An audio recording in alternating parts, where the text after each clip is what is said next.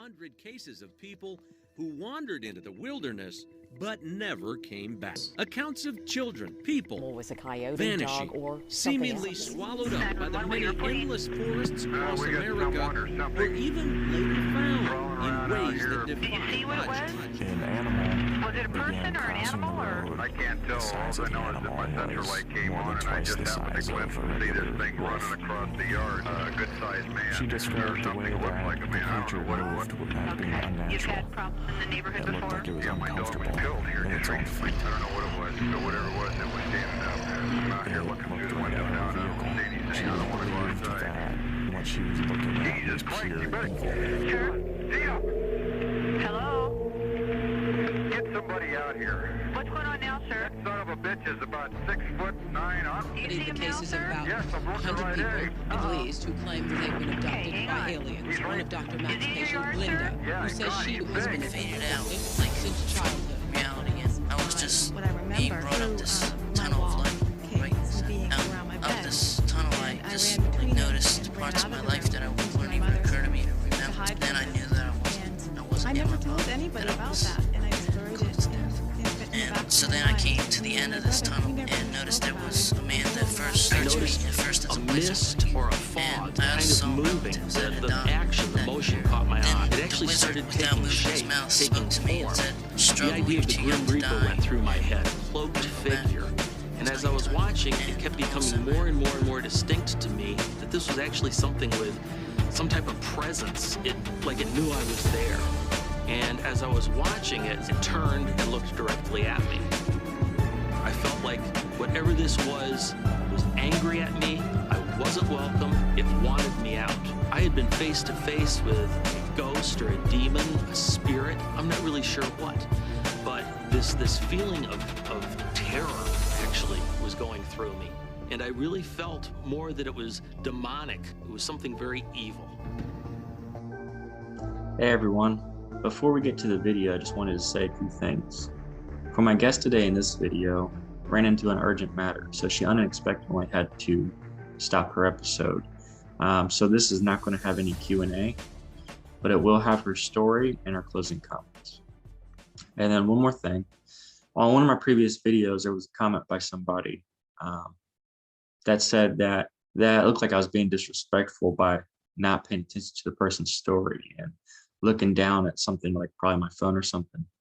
To answer that, what I'm doing is I'm writing down questions as they're telling the story, because if I don't write them down during each time they say something that triggers a question for me, I'll forget it. So that's why I write them down during the story instead of waiting to have them at the end, because I'll forget.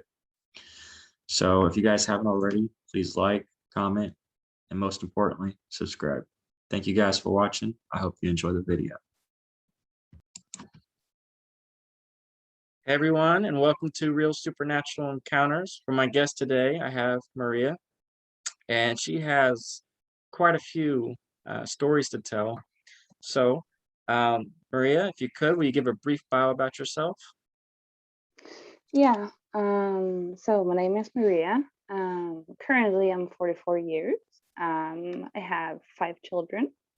I was born with full abilities, wide open, and actually didn't understand much of what was going on around me. I can remember from being an infant, and all of my 5 children also have abilities. And besides that, I've just tried to do whatever I can to really just be there for people, really, in whatever way they might need it. Seems like all sorts of people just find me somehow. I live in Denmark. That is in Scandinavia, Northern Europe. So it's the Northern Hemisphere, the land of the Vikings. Little joke on that. So yeah, small country, but it's cool. All right. Well, Maria, if you're ready, go ahead and we'll start with your near-death experiences. Okay. Well, besides the fact that I almost didn't survive my birth, of course. That's me thinking of that, but that's a little different. So the first one was actually by, you could say, me being leaded into some kind of darkness, like some kind of depression, and it was actually by my own hand, sort of speak. I think I was just about 15. And for some reason that I can't quite point out, I just got the solid idea that there was no love for me in this world, that I didn't fit anywhere. I wasn't loved, and why should I be here? Like, I want to go home, because inside of me I've always had that feeling that I'm not per se from here. So, but I think it was, just one of the first attempts, I guess, to make me pass on, but that's debatable. But it was very dark and gloomy in my feelings and my thoughts. And that was, although that I had a very loving family. So in the terms of rational sense, it doesn't make any sense. But so I was in 10th grade, I believe, and I figured out that the train station that I usually went to go to school, it was somewhat vacant. There was really a lot of people on that particular train station. And I knew that I was a really fast going by train a couple of times an hour, I guess. So I did what I could to make sure that there was no one there, because I still had that feeling that I didn't want it to be like too dramatic on other people. Yeah, like I said, it doesn't really make any sense if you kind of think about it,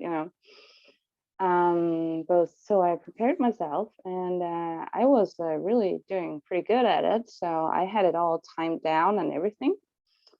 And as the train moved in full speed, I saw the front of the train, and I was counting my steps, three steps and then a jump, and I would be straight out in front of the train. Yeah. So the weird thing that happened was, by the second step and I was about to jump, I was literally frozen in midair, not touching ground at all. My feet were not touching ground. I was in midair. Everything just stopped with me. I couldn't move. The only thing I could move was my eyeballs, like like that. Otherwise, I was completely frozen, like that. What it looks like when people are about to jump. Yeah. It's like a cartoon almost. I was just hanging there. And so I got this, me hanging there. I could still think and feel and all. I was like, what the frick is going on? It's just what? And then I could only move my eyeballs. So I was like kind of trying to go back and forth to see what was going on. And then I guess it's just a matter of seconds, but how can you tell when you're like frozen? So to my right, I noticed that a bright light was starting to come in, and it got brighter and brighter, almost like a projector, but not like a hard kind of light, like more a soft light. And it had a lot of golden to it and a touch of green. And so I was doing my best to like move my eyeballs to try to see what it was. And there was some kind of like a pleasant sound to it as well that is a bit hard to describe, just a very pleasant, like or something like that. And as I was hanging there and looking at that light, what is the classical positive like picture of Jesus appeared within that light.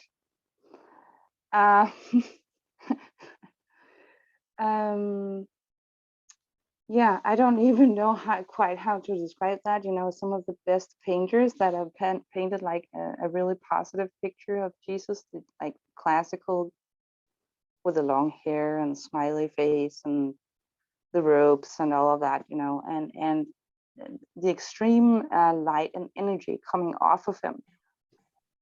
And he just opened up his arms, and I guess it was some kind of, you could perhaps say, telepathic communication. I was just filled with this unbelievable feeling of love. Like, it will be really hard to find anything like that on earth and in any way else. And it was completely like drowning me emotionally and in my thoughts, and encompassing me like that. And he just said to me, "You are loved and you are still needed here." And then it just started to, I could feel like, for some reason, I just felt convinced. I just believed in what he said. And I was like, yeah, I am. Kind of like, what am I doing here even? And as I was thinking that, the light and all that just started to faintly disappear. And all of a sudden, I became unfrozen again, physically. But the speed I was moving with was taken out of me. So I fell straight down with hands and knees, like whoop, like that, to the ground. And as I did, I noticed that instead of seeing the front of the train, I saw the back of the train leaving to my left. So literally, I had that opportunity has been taken from me because I was frozen. And so I was kind of fumbling there around there on the ground and just like, okay, so I'm not doing that again, obviously. Like, somehow it was just all that dark stuff and what I have felt, all of it was just like, it was gone. It was just gone. And I was just back to being me. However one wants to explain that, you know. And I don't know how many seconds that took. It was a train with 6 or 8 carts, so it must have been taken some seconds that I've just been hanging there. But so yeah, I should have been dead back then, but I didn't. So yeah, I don't know if that actually counts as a near death, but I'm thinking that was pretty near death for me without actually being it. So yeah. And you know, as a child, of course, I heard about Jesus and stuff, and I was like, yeah, maybe, you know. But what I saw there, that I can't explain that in any other way than saying that, yeah, that was Jesus.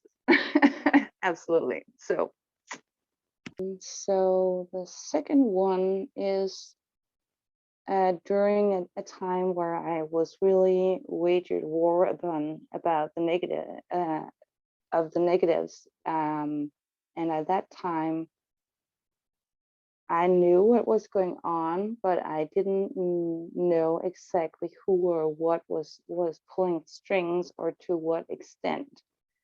There's like plans among plans. I mean, it's crazy. I've just started putting that together for the latest like 4 years. So the second time, I think it was probably in 2009.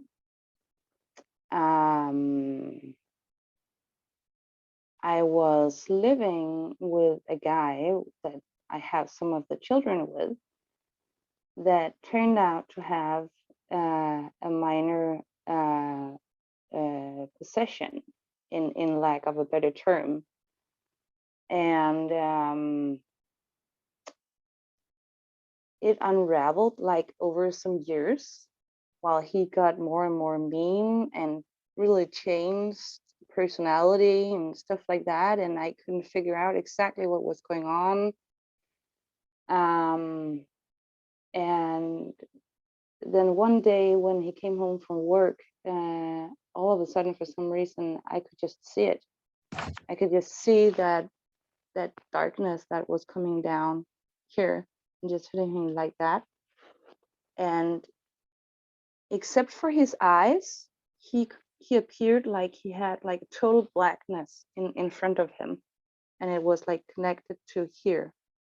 And I could only see his eyes. You know, it was crazy. I was so shocked. I just sat there in my chair and I was just literally staring at him for like minutes. Like, I don't believe this. And so I had a lot of battles with that, trying to figure out what is going on and how to get out of it and stuff like that. We were just, that was a lot of evil in that.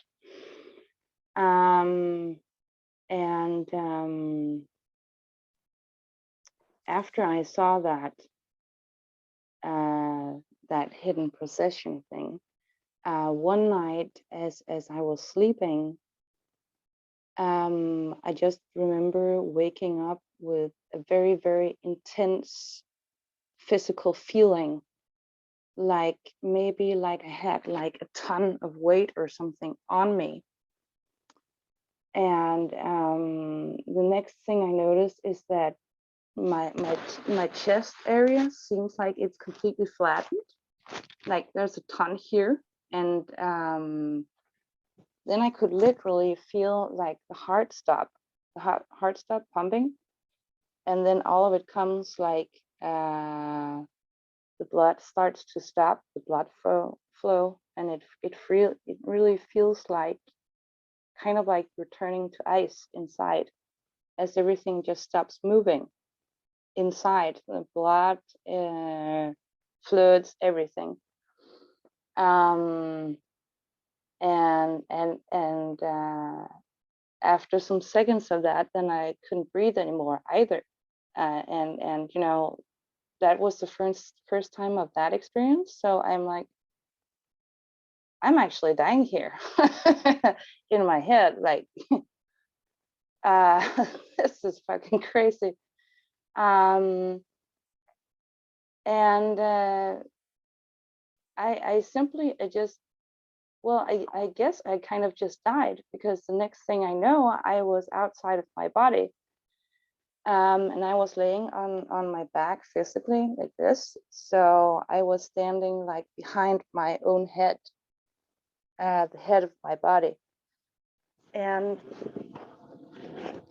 everything just appeared to look the same as it did. I mean, nighttime, bedroom, everything seemed like the same. So I was literally just standing there like, now what? And then I just remember hearing a voice.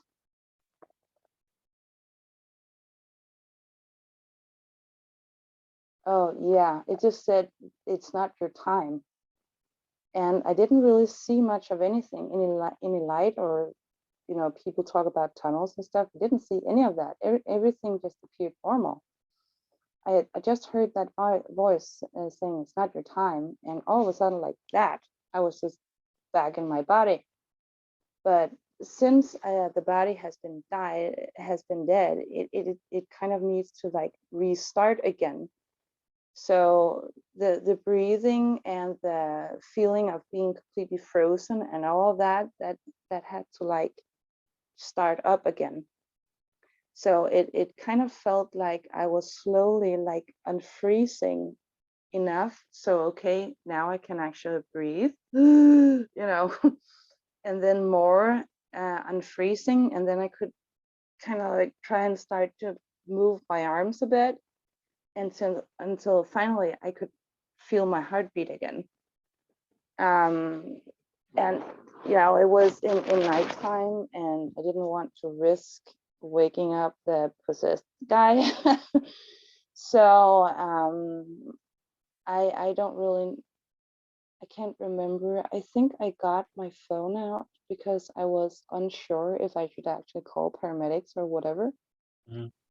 But I ended up not doing it, kind of like something was telling me that they wouldn't find anything anyway. But I can't say for sure how much time passed,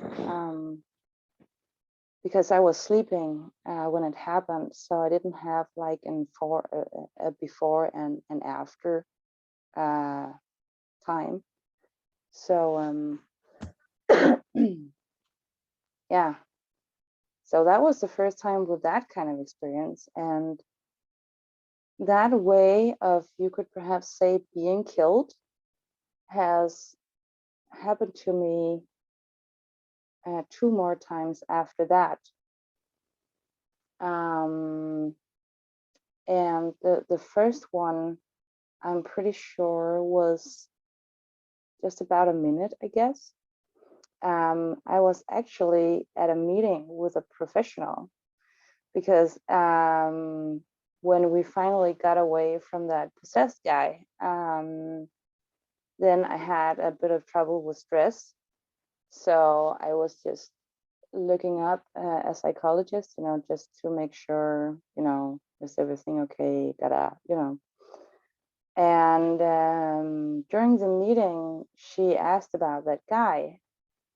And as I opened my mouth to start tell her about that, I had that huge pressure feeling again. And it was the same process. I actually died again. But I think that time was just about a minute. And I'm not sure what restarted the process. It's just like the revival of me just started somehow. I'm not even sure how. I remember feeling something that maybe could be compared to feeling like a warm hand on my back. But that's kind of it. And again, I was frozen in that position, like going to talk. And apparently that must have been pretty freaky, because when I finally like unfroze and came to, I was kind of like going forth like that. And I remember the therapist being on the phone with paramedics. She was ordering an ambulance, and like, she's dying, gotta come. So it was quite shocking for her, really. And then she noticed when I like fell forward and my eyes were open and I was starting to like move a bit, and I was like, what happened?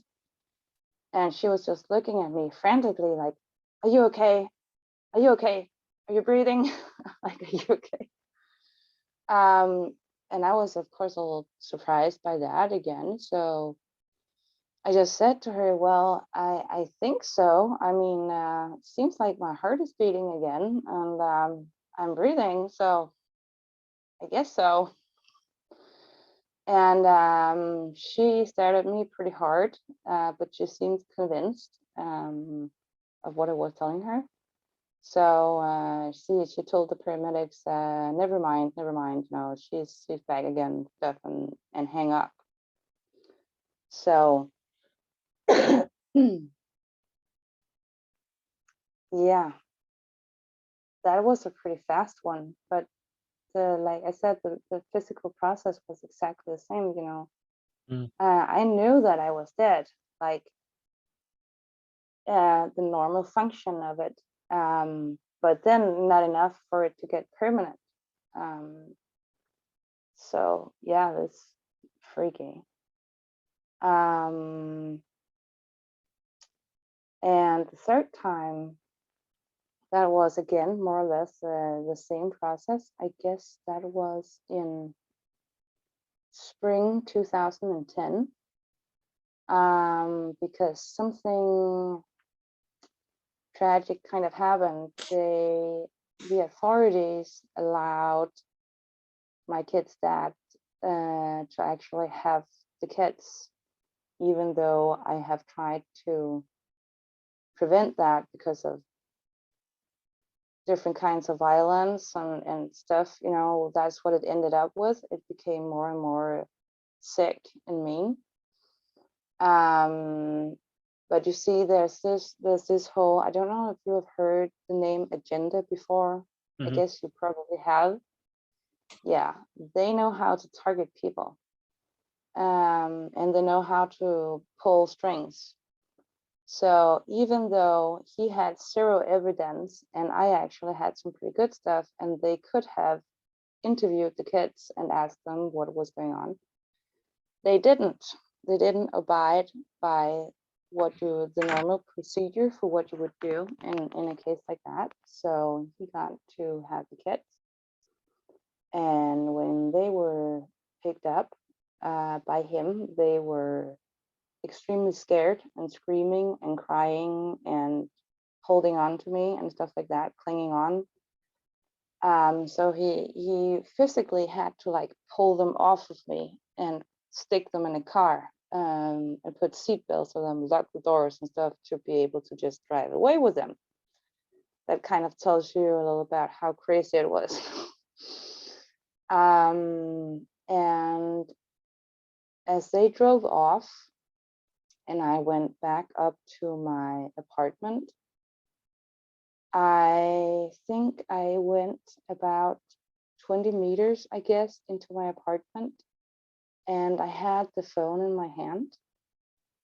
And all of a sudden I had that process going on again, except that this was a really fast one. And my body just slammed to the floor. And I don't even remember hitting the floor. I just remember the feeling of going down. And as I did, my hand that I was holding the phone, that also like got knocked to the floor.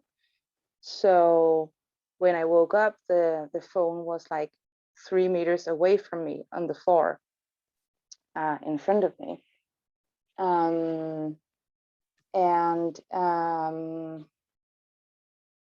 So that process went really fast, and I was just gone. And the next thing I know, I was laying like on my stomach on the floor. I didn't know that when I went down, but I know that because I stepped out of my body. And so I was again like behind my body and watching myself laying there. And again, everything looked normal. But this time I could feel that there was some kind of presence like straight behind my right shoulder. And it didn't feel uncomfortable in any way, that presence. So it was almost like I was addressing that whatever entity, and I'm like looking at my body and going like, oh, you know, now what? Like, now what are we gonna do, you know? And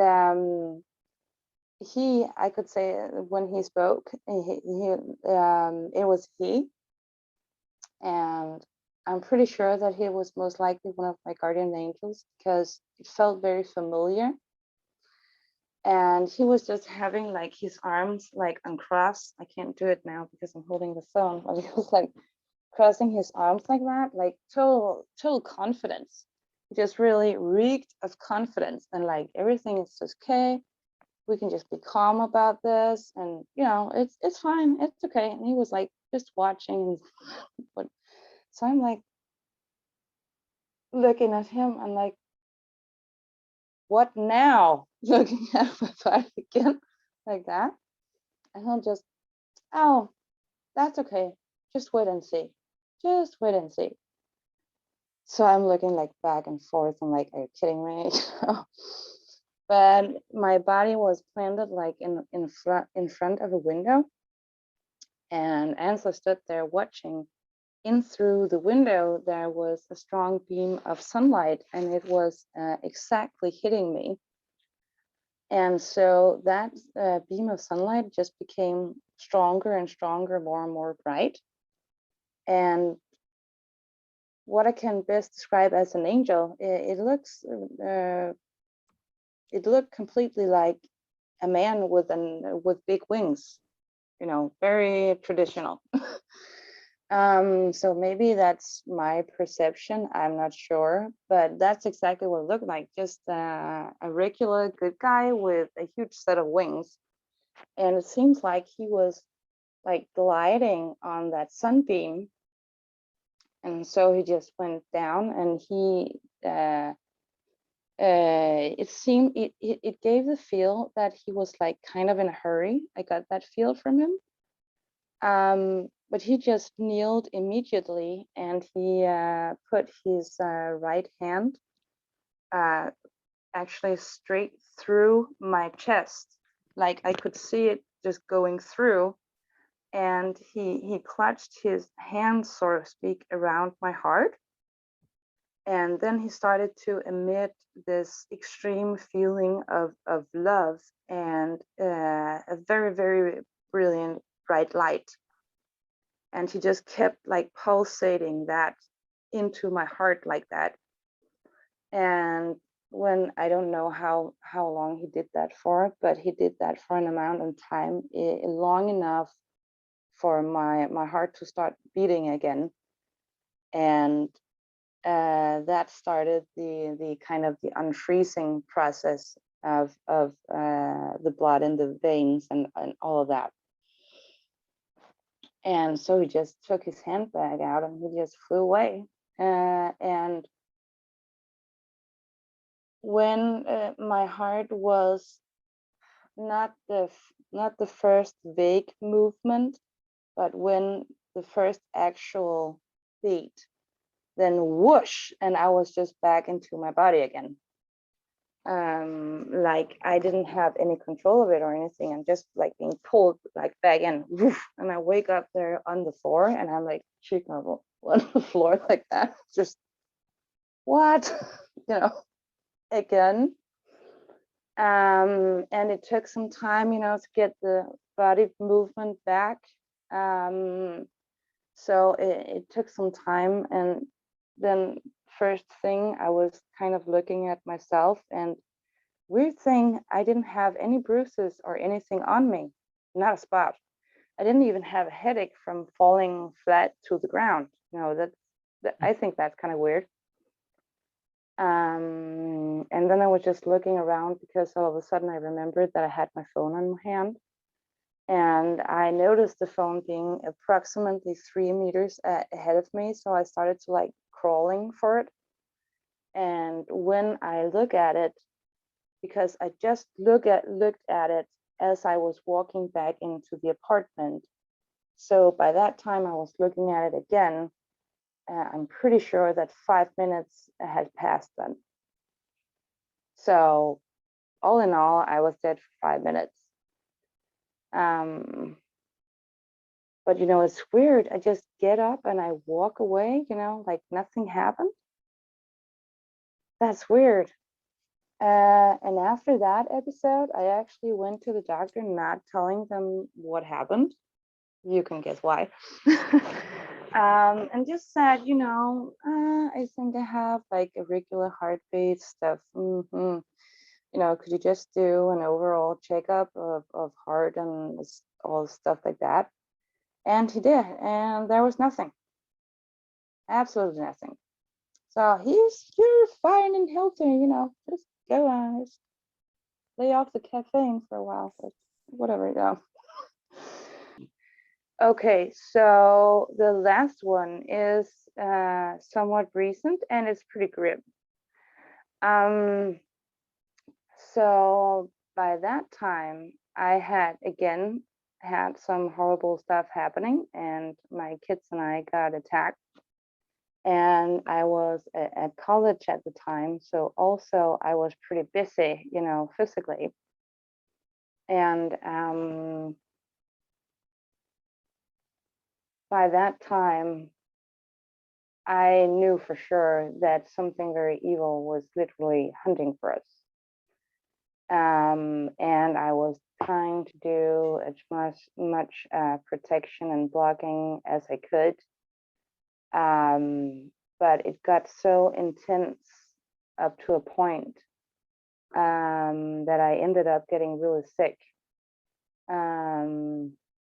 from one day to the other, I just went down on the floor to my knees in excruciatingly pain, and all of my abdomen, like my digestive system, was all of a sudden not functioning, and it was hurting like crazy, like just indescribable pain, and I was just screaming, and tears just popping out of my eyes like that. It was very intense. And for some reason, I couldn't block it off. It was like it was too much at once for some reason. And I ended up having to crawl across the living room to get in my bed, and started to notifying people and telling people that I was sick, and I couldn't get up. So first of all, the doctor was like, yeah, well, let's wait and see. I know you're in a lot of pain, but it could be just caused by stress, whatever, you know. He wanted to like wait and see what happens, and if it gets too much, you can call an ambulance. You know, that was kind of his answer to that. And it's not because I have a bad doctor, but no, they don't really kind of get all of this stuff. So how was he supposed to know, you know? But I could just, all of the time, I could just sense some kind of negative and something dark, something that I felt like it wouldn't appear to me, like it was trying to hide its appearance or something from me, but that it was definitely there. And I just felt like my home was kind of like shrinking in, sort of like I was being crushed by this negative, dark, whatever, something. And so too was my body. And so I had to, for a period of time, have the kids somewhere else because I was too sick. And I guess this was in, let's see, it was in 2018, I think. And I think I've been sick like that for about 2 or 3 weeks. I couldn't get up, so the only time that I got up was if I really had to, and then I would kind of like be stumbling with furniture and stuff, like grabbing on to stuff just to be capable of walking. It was very sinister, and it was day and night. It was like living a nightmare, really, like some kind of torment horror movie, whatever. And it was all physical, so the hurt and the pain was just extreme. And whatever kind of pain medication, you know, normal painkillers and stuff, you could perhaps try and ease it off, didn't work. It was just like nothing worked. And so that just kept getting worse and worse. And one night after sundown, it just took it all up a notch. It got really bad. I was staying in bed and trying to find some kind of rest, fall asleep. And as I was, you know, that kind of, you're falling asleep, but you're not all 100% asleep yet. So in that state, and I had the feel that even if I wanted to kind of like wake myself up again and move around, that I couldn't. It was kind of like being paralyzed, but not frozen, but paralyzed. So if I were to try and move my body, it would be really hard, like trying to lift an elephant or something like that, you know. And I heard some very weird noises coming from like I slept in my living room because I was that sick, and it's like L-shaped. So I was sleeping in one part of the L shape, and the sound came from like around the corner. And I don't know exactly how to describe that sound. I think the best way I can describe it is for someone to have like a big, heavy plastic bag with trash and slowly just like dragging it across the floor. I think that's the best way I can describe it. It was literally a weird kind of sound, and instantly, for some reason, I just knew I'm screwed when I heard that sound. And I have that I can recall, I haven't heard that kind of sound before. I think it was literally just instinct going on, like I'm screwed. Now this is it. And I could just hear by the sound that it was coming closer and closer, and I couldn't move, and I couldn't like wake my body up. I was awake on the inside, but I couldn't wake up my body. And it just came closer and closer, and like sliding around the corner and up to the foot part of my bed.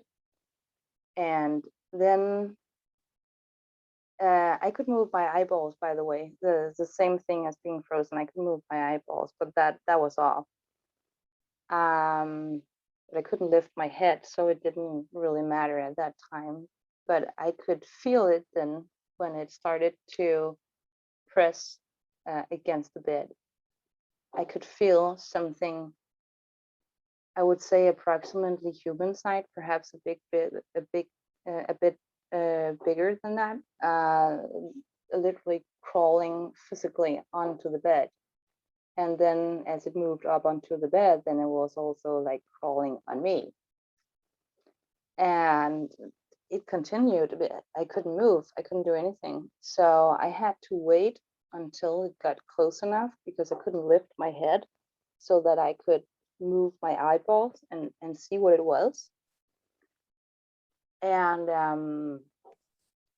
the best way I think I can describe it is from the Harry Potter movie, when Voldemort, he doesn't have a body, he's just this thick kind of black shade that is going around in the Forbidden Forest and killing unicorns and stuff like that.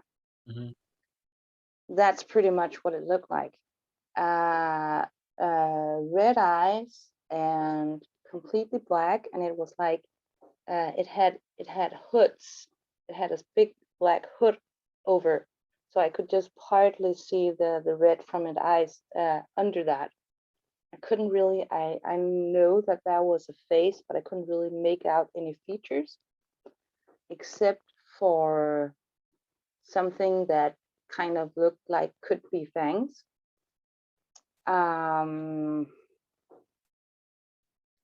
It was that hood, it was a complete like cloak, a complete black cloak, like all the way to down to feet, if they have feet for that matter. So it was completely covering it. And the feel of it was kind of like if you imagine touching cotton candy, that kind of like somewhat dense feeling, but still fluffy somehow. Mm-hmm. And instead of sticky, it was kind of felt more like slime, like a moist of some kind.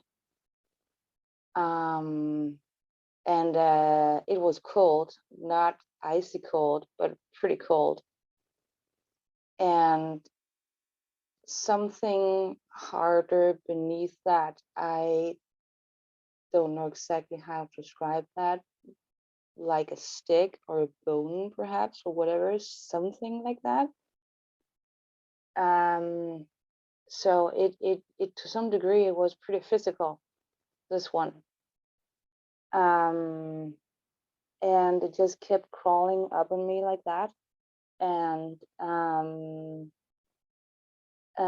when it got close enough, it was completely covering me, like it was laying on me. It was not like sitting on its knees or anything. It was completely like covering me, like it was laying all over my body like that, completely covering me.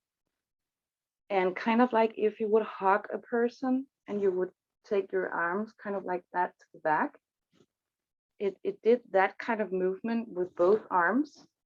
And in the back, it had something that felt like claws that was going into me, like deep. We're talking about at least this much. They were just digging into me like that. That was how it felt. Both hands. And besides from that, that was painful enough, but I was still like staring at this creature, pondering, you know, whatever to do. I was like completely panicking. I literally thought I was going to die this time, like for real.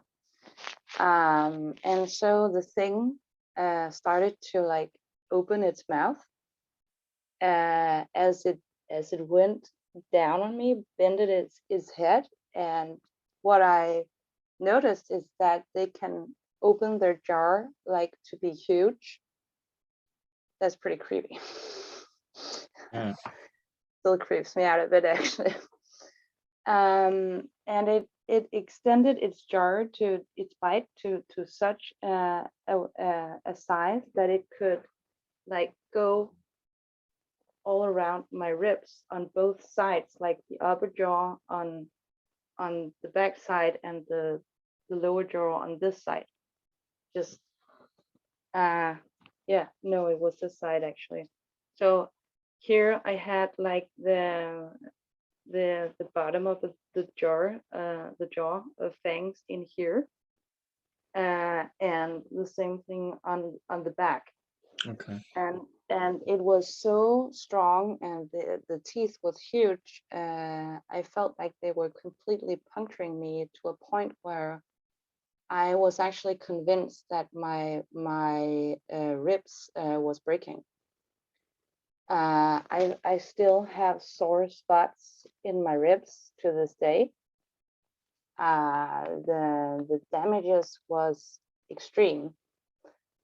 And after it had bitten down like that, I was still unmovable. I couldn't do anything. And what I could feel was just every kind of feel of life energy, blood, fluids, whatever kind of life energy that is in that, all of it just sucked all of it like a huge straw or something. It was terrible. I mean, it was horrifying.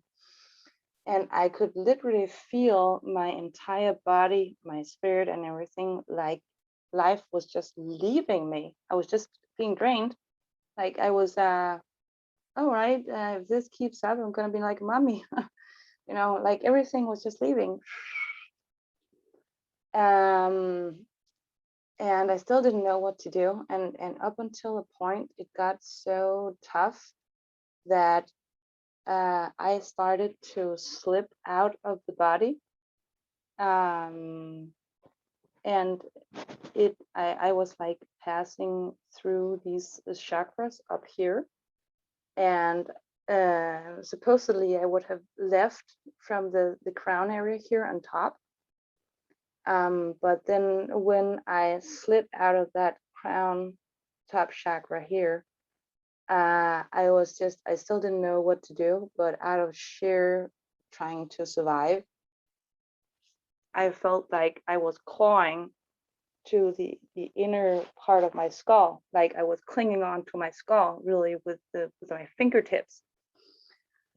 And at that point, I just started to scream for Jesus, like from the top of my lungs, everything I could put into it.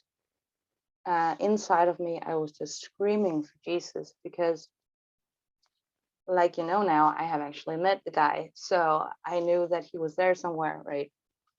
So I just screamed for him extremely while I was fighting for my life. I felt like a succum, like a vacuum or something.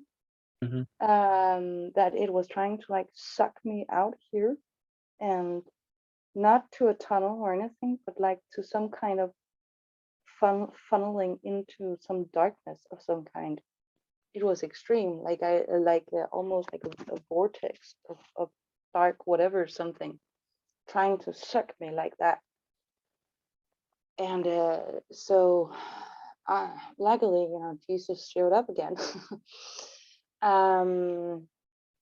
And it's kind of funny because I don't conform to any religion, so it's not like Jesus is my fave guy or anything. It's just I knew he's there, so. And he turned up again, the same, he looked the exact same as he did the first time I saw him. And because of the rules about who and how other entities are allowed to enter someone else's body, he was literally to me, and I was like, are you kidding me? He was taking his time to kindly ask me permission to enter my body. Oh. I'm like, what? Are you for real, dude? Yeah, just do it. Because I was clinging on there. I mean, oh my God. So yeah, of course you're allowed to enter my body. And so it felt like, and that entity was still on me, grasped on fully. And it felt like Jesus, he was like putting himself as in a horizontal movement, like my body was, because it was lying down. And I could literally feel and see how he entered my physical body. And when he was in, I felt, I couldn't see this, but I can tell you how it felt. It felt like he was connecting some kind of energy wise with every part of my body, especially the organs. And he started to connect more and more and more, almost if it was his body, kind of like. And he was taking, you know, connecting and like using it. So he started to pump his own energies into my body with the blood flow and the fluids and the muscles and all of it. And he just kept on going like that. And I could feel that the suction, it became less and less, but I was still not in my body. I was still outside of my body. And as he continued to flow his energies through me, I don't know how long it took, but I could feel like the entity was starting to get upset, like it was like that, you know, kind of like hiccups or something. And the more Jesus was pumping energies, the more I felt like this entity like started to kind of like push itself like off of me somehow. And at the end of it, it ended up letting go of me, like, oh, you're yucky or something like that, like you know. And it was making terrible sounds. I don't even know how to explain those sounds. It was moaning and groaning and stuff like that, like really like the worst kind of horror movie. It's like that. It was really terrible. But it ended up kind of slithering backwards and down onto the floor again. And I think it kind of stood up because it was still, there wasn't long to dawn, but it was still dark. So I think at some point it stood up and just took off into the darkness. And then it was just me and Jesus. He was still in my body. So I asked him, like, now what? He was still pumping energies. And so he said to me, I think I should take this one. I really think I should take this one. So you just go on ahead and sleep and dream, you know, get out of here, get a break, and I will attend to this matter. And I agreed because I was completely exhausted being that close to death. And oh yeah, I also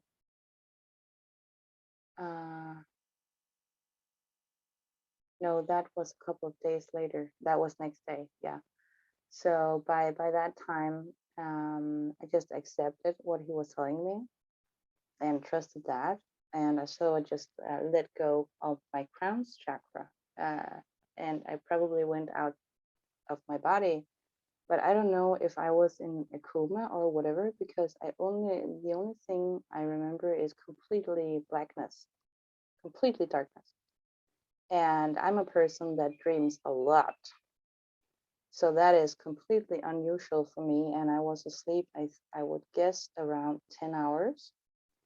And for that entire time, not a single dream, not a single light, not a single memory, nothing. And when I finally came back and wake up in my body, I was some sort of feverish, like it felt like I had just come out of a huge fever. That feel of like, I'm being all exhausted and numb, and I was just like drenched in sweat all over. But I was still alive, at least, you know. And I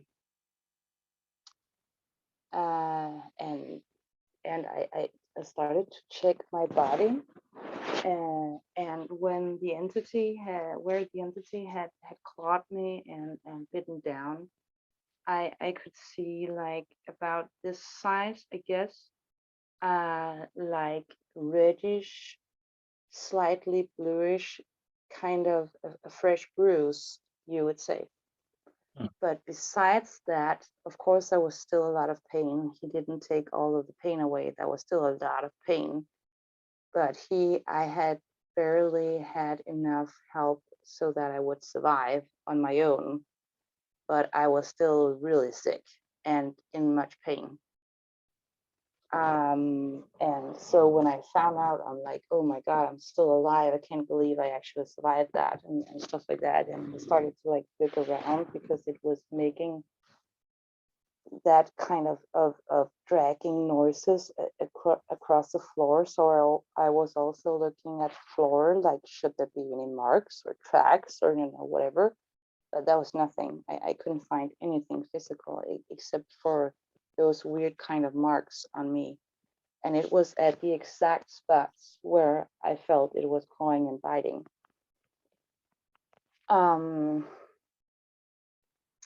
And so when I kind of came to in all of that, I imagined myself kind of like connecting with Jesus. And I asked of him, you know, what happened? Like, I was asking about the procedure because I've never heard about such a procedure ever before. So I was like, why did you do it that way? You know, why didn't you just like throw off the entity or whatever, you know? And he said to me that the reason he chose to do it that way was because if he had tried to use his power to pull off the entity off of my body, then I would have died for sure. Because he couldn't stop the claws and the bite. It would still be clawing and biting. So if he had just taken the entity off like that, it would have completely ripped my body to pieces and I would have died within a few minutes. So that was pretty freaking horrible. Yeah. I have less pain today. It's almost gone, but I can still feel some of it. You know, if I push my ribs, for instance, in the right kind of places, yeah, I still feel it.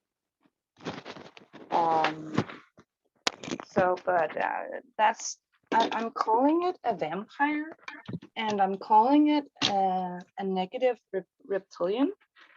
But if that is actually what it is, I mean, how can I tell for sure, you know? But that by the description and the way that it hurt me and all that kind of stuff, I would say that's most likely what it was. Okay. And for some reason, and I don't know if that knowledge came with me talking to Jesus or whatever, but for some reason I also know that they literally cannot handle daylight. They cannot handle it when they are that dense that you can feel that candy floss gooey kind of feeling. When they're that physical, they can't handle the daylight. It's like it dissolves their energy somehow. It almost feels like it burns them, you know, not necessarily like what you see in movies, like they go poof or something in big flames or something, but they behave like it's really like it's stinging them severely. So when they become that physical, they can only move by the absence of daylight. Yeah. And I'm not even sure how I know that, but I just know that. But you know, sometimes when we talk to other entities of whatever kind, a lot of stuff is being telepathically like exchanged communication. So it might have been that they have actually been telling me more about stuff, and I'm just not aware because my thoughts were into one kind of subject, and maybe I didn't notice that they also shared something more than that. That could be the reason. Yeah. All So right. that's 5 times weird death, kind of ish, whatever you want to call it. Yeah, But that was pretty incredible. not once did I see a tunnel like everyone else was talking about. Oh. Yeah, that was pretty incredible. Couple near-death experiences. Well, Maria, I really appreciate you for coming on and telling your near-death experience. Is there any closing comments and advice you'd like to give anybody else that might be going through the same things you are? I haven't told about it yet, but I have asked other beings about this whole tunnel thing that people are usually talking about with near-death experience, because I didn't see anyone. So I was kind of wondering about that. And actually, the Andromedans, amongst others, told me that those tunnels are to more or less directly reincarnate people. So if you don't necessarily want to go that way, but you want to have like an influence on what happens between physical lives, then you should actually not go into any tunnel, but to just, some call it, follow the natural starlight. Like I said, when I was out of my body, everything appeared normal. So I'm thinking if I would have gone out, then probably I would have noticed like starlight and sunlight and stuff like that. And they say that we should be following that instead, because in that way we will be determining our own between lives experiences, instead of just going into that closed incarnation circle. But also I'm thinking, like, of course people should never give up hope. I know that it's scary to go through stuff like that, but you know, never give up hope. You know, there's always someone that we can call and they will answer within flinches. Sometimes they are already there, we're just not noticing. So always be open to that there's always someone there for us. Whoever will turn up, that might be different. So even in the darkest of moments, there will always be light, and that it will be stronger in conquering anything, because that's what it does, you know. Like I usually say, like unconditional love is the key to all, because it is all. And it's often said, you know, that love conquers all, and that really has truth to it, and really does. But we need to be open and or reach out ourselves, because otherwise we simply won't notice. We will just have that tunnel thing and just go in by that, or take our own lives or whatever, you know, when you're deep in darkness like that.